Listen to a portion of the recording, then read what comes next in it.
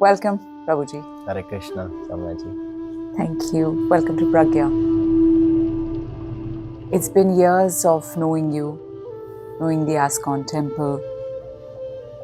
I myself have had a journey with the temple and with your grace and your understanding. You have been an icon of knowledge, patience, grace to me. Today at Pragya, we're going to bring forward a few aspects of our lives, which in a simplified way is going to throw light upon the Bhagavad Gita, its essence, about how important it is for us to focus upon the generations to come, because that's the future of the world, that's the future of the nation, that's the future of our joy and happiness too. We're going to be talking about technology and its effect on mental health issues.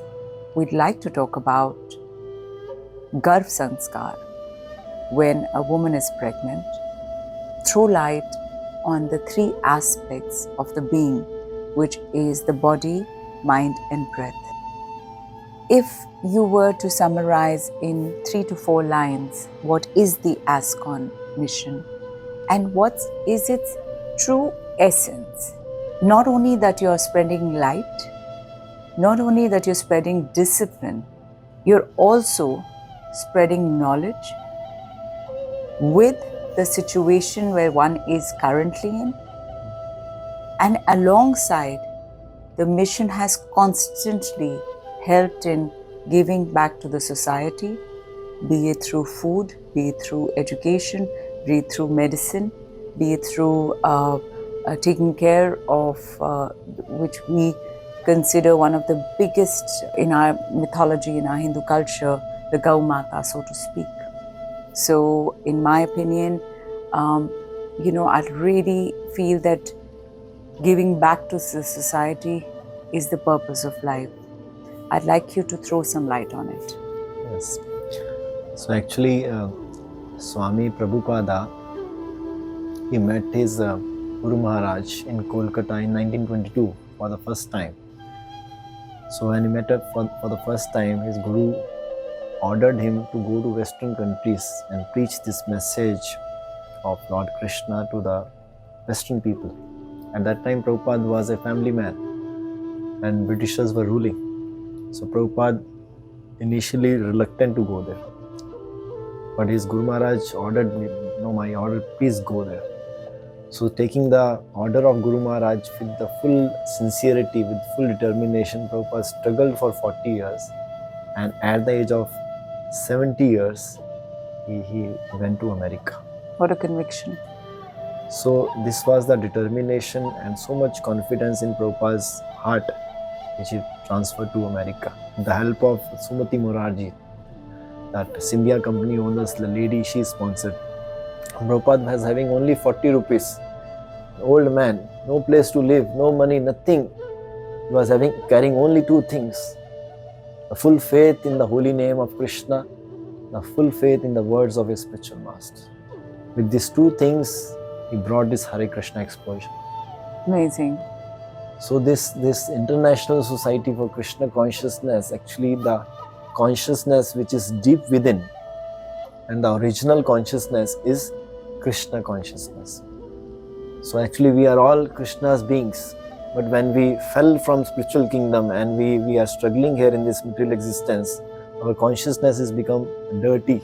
Prabhupada gave example of when the rain happens, the water is pure, but as soon as it touches the earth, it becomes dirty. So similarly, we are pure by the consciousness, but as soon as we come here, we become dirty with this contaminated consciousness. So again, we are purifying, we are cleansing that consciousness by chanting, by kirtan, by Bhagavad Gita message, by the darshan, by the arti, and we are uplifting and enriching the people in large, the humanity at large. This is the whole sole purpose of this Krishna consciousness ISKCON movement. Yes. Thank you. Thank you very much. If you were to comment on the fact that how I have understood in the last 11 years of my journey in the inward side that we are just not the body. Yes. And we seem to be living in this illusion.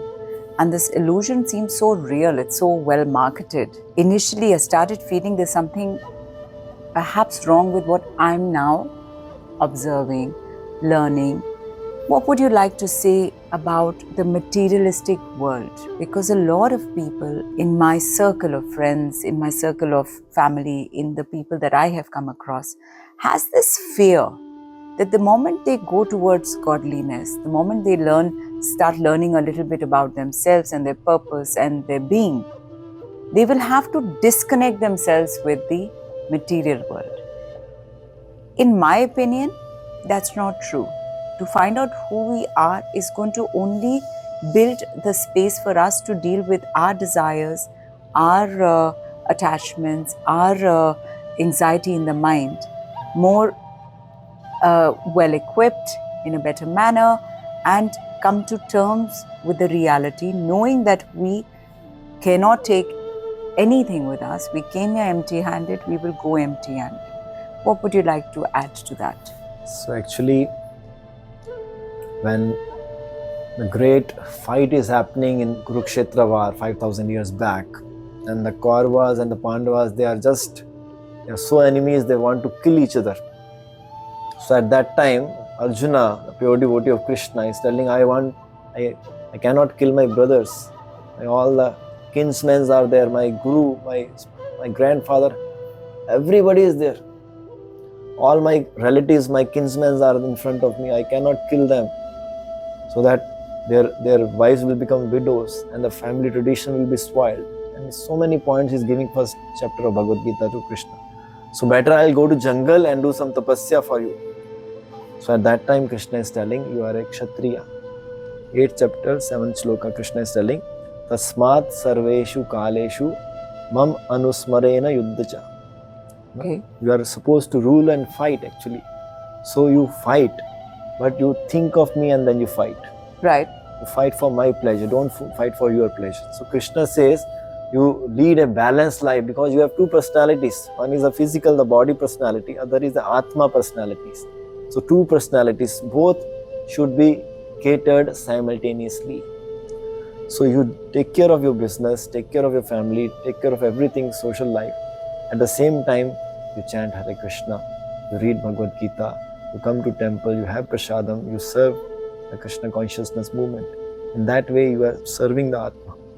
In imbalanced life only is creating the chaotic condition and the depression, the frustration, anxiety, because of we are going out of the track. So this is the message of Krishna in the Bhagavad Gita. Does the Atma travel to our next life when we are born again? Once we come in human forms, what is it believed that we do go back into animal form, or do we come back in human form?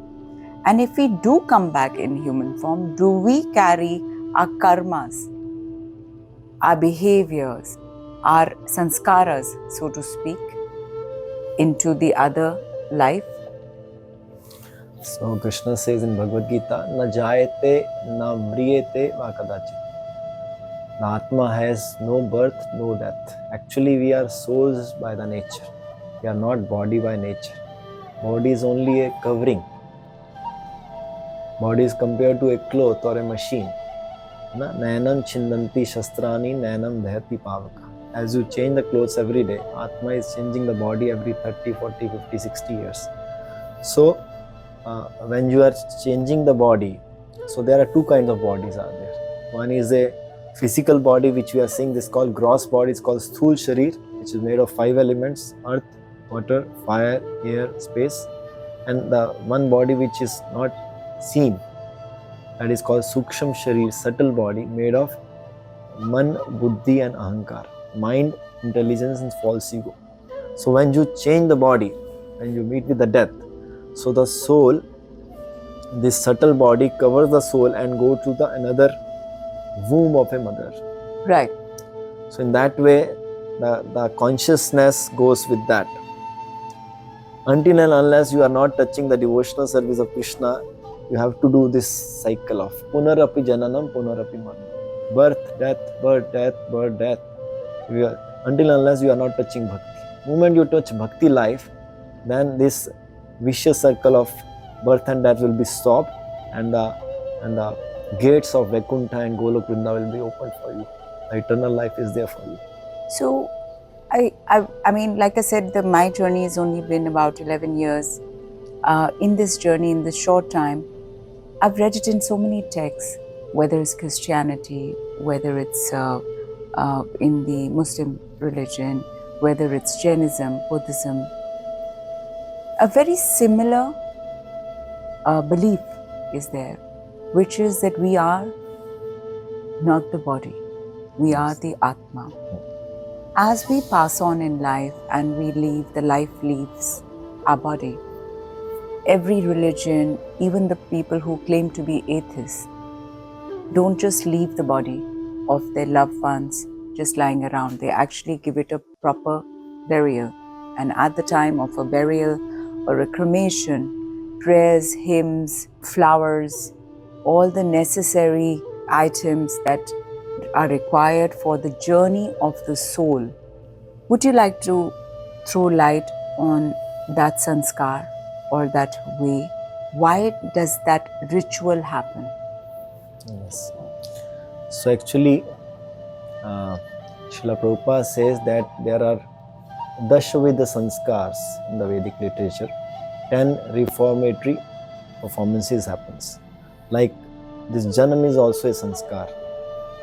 Then we take a thread from a guru, that is also a sanskar. Okay. Because there are 3 kinds of birth. First birth is by mother and father, with the help of a semen. Other birth is by guru and by the Vedic literature. That is we say as a diksha. Okay. And you get a spiritual name. And the third birth is Yagnika birth. When you can worship Krishna in the temple. That's called Brahman Diksha. Okay. So this is also a sanskar. Vivaha is also a sanskar, marriage ceremony. And after marriage, when the woman becomes pregnant, that is also a sanskar called Garbhadan sanskar. And the child is there in the womb of a mother for 9 months. That 9 months this sanskar is happening. And the Srimad Bhagavatam teaches how the pregnant mother should behave at that time. What should be the consciousness of the mother, how she behaves, what kind of consciousness she should carry. Everything is written in the Bhagavad. That kind of consciousness if the mother carries, they say that you chant more the names of the Lord, read more Krishna's consciousness literature. So that vibration will go to the newly born child, and the child will become a very nice devotee of the Lord. Prabhuji, what should be the feeling of the woman in today's world when she has to go to work? She is pushed in buses. There's not really a possibility of people treating her as something or someone more superior, inferior, or special, because work and workspace has taken so much priority. What the mother's physical aids at the time of pregnancy should be, what would they be? So as I mentioned, that we recommend that the mother should chant nicely, and we recommend at that time chant in more quantity. So chanting would be a part of the way, the meditation, the peace of the mind, peace of the soul, and vibrational energy. Yes. What about the food? Yes. How does that impact the mother and the child? So there are 3 kinds of food recommended in Bhagavad Gita. Food in the mode of goodness, food in the mode of passion, food in the mode of ignorance. Okay. Sattvic, Rajasic and Tamasic. Okay. So this Tamasic food is like we decomposed food or stale food which is prepared 3 hours before. This kind of food is all Tamasic food. When you say tamasic food, it's amazing when you say it's 3 hours old food. So that means the tamasic, the food has a certain properties where the chemical composition shifts and changes, Yes, right? Yes. So at this stage, should the mother be eating a lot of non-veg by any chance? No. Any Actually, reason why for that? There are 4 pillars of sinful life in the Vedas. No meat eating, no intoxication, no gambling, and no illicit relationship. No. So this is mentioned in the scriptures. And if you are eating non-veg, this is a big sin actually. By killing another living entity, you can never be happy. So this is the injunction of the Shastras. I was a non-vegetarian person, and I actually did not think there was anything wrong with it. And one day, a teacher of mine said to me that, Somya, you're so always helping or sharing with animals, poor people, and people on the street. Why do you eat non-veg? And I looked at her and I said, what do you know? Why do you eat non-veg? It's so normal. And she said, how can you kill something to satisfy yourself? It was almost like a sudden jolt that I received, because I never considered it as killing something. Yes. I thought it was a way of life. Eating non-veg was a way of life. At Pragya, after so much understanding, contemplation, etc., I really feel that children, people are not aware that by killing and consuming an animal, they are killing a species without its will, and therefore it is considered killing, plus the energy, because the journey of from the time it's captured or grown or injected to the time it is slaughtered has been so tormented that it leaves in hormones of stress. And when we consume that, and especially for a pregnant woman, it's just not the pain, the fear, the anger, the frustration of that animal, but also now she's feeding it to the child. So at Pragya, we feel the oncoming of the new generations, the importance of how we are in the garb matters. Like you said, gambling, intoxication, eating meat, and illicit relationships are 4 pillars that are complete no-no. However, in today's world, I think they are completely a part of life. Yes. Where has this shifted? Where did the shift come in? Where is things? Because I hear it all the time at dinner tables everywhere that 2 glasses of wine is very good for you. I think there are other things good for you too. A nice cup of black tea, a hot water perhaps, a water with lemon, it helps in digestion, cumin seed water, they're all helpful in digestion. I'm not sure where the marketing campaign of 2 glasses of wine are good for you. What's your take on this? Actually, when Parikshit Maharaj, who's the grandson of the Pandavas, he saw that one very sinful person, the Kali personified, he is breaking the leg of the cows, and 3 legs he already broken. Oh. Last, she is standing on 1 leg, and Parikshit Maharaj saw that scene, and Parikshit Maharaj took the sword and I am going to kill this person. You cannot stay in my kingdom. I'll throw you out. That person was a Kali personified, Kali Yuga personified. Kali Yuga is, if you want to throw me, where should I live? People are all doing the Ram Rajya, all doing spiritual activity. They are going to Golok, Vaikuntha. Where should I go? At that time, Parikshit Maharaj told that you can stay in gambling, you can stay in intoxication, you can stay in meat eating, you can stay in illicit relationship. So this Kali Yuga is sitting in these 4 things. These 4 things are killing Satyam, Tapassa, Daya, Shaucham. 4 pillars of religion are killed by these 4 pillars of sin.